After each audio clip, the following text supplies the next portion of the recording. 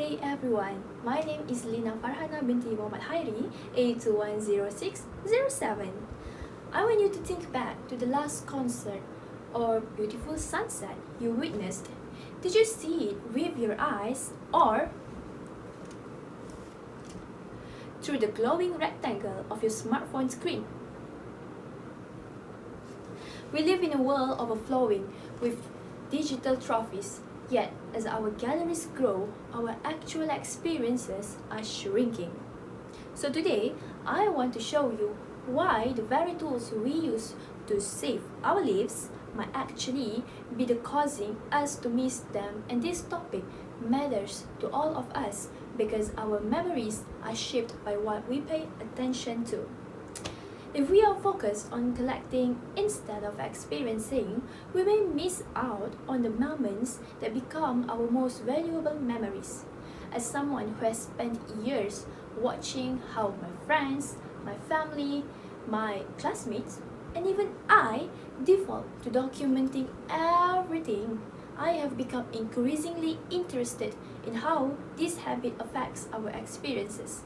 And that curiosity led me to explore the psychology behind attention and memory, which gave me insight into why this topic matters. So, to live in more meaningful and memorable lives, we need to re-evaluate our obsession with documenting everything, because it prevents us from being present and fully appreciating what is happening around us. So without further ado, firstly, we will see how constant collecting leads to divided attention. Next, I will explain that apart from distracting, it also weakens our memories. And lastly, I will share some simple changes we can make to live more fully in the present. Whether you acknowledge it or not, one of the biggest ways collecting affects us is by distracting our focus, as I said earlier, dividing our attention between the moment and the need to capture it. To solve this, we must recognize that the brain cannot multitask. Neuro Leadership Institute in 2023 said the human brain is actually incapable of completing more than one cognitive task at a time. So, we should choose to focus on one single task by experiencing the event. I encountered this one quote by Katie Terms saying, "We take photos as a return ticket to a moment otherwise gone." But I wonder, if no one saw, if no one liked, if no one paid attention to, will the moment still count?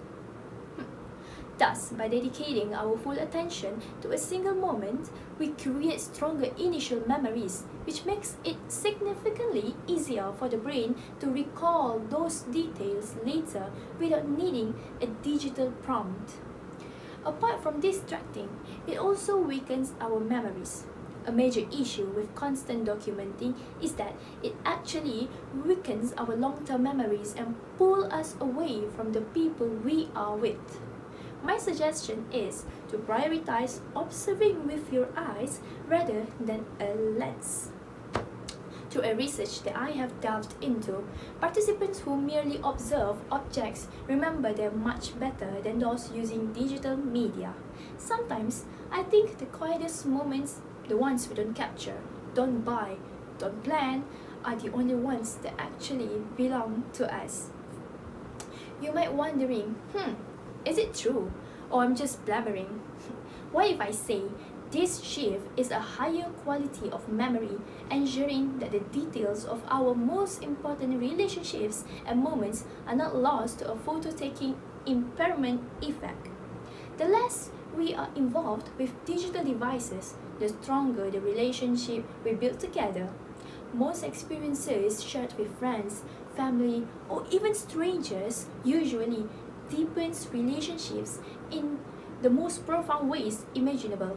A laugh shared, a conversation that speaks from the heart, or a natural sense of awe brings people together far deeper than any ownership of anything material. Now, we face the problem of ignoring the beauty in small and daily moments because we are too focused on only collecting grand or shareable events. If you are one in this problem, sit still because by adopting simple and small habits, for instance, putting the phone away during a coffee chat or walking in the park, become just as meaningful and memorable as the grandest vacation. These small shifts are all adding up to the experiences that say so much about who we are.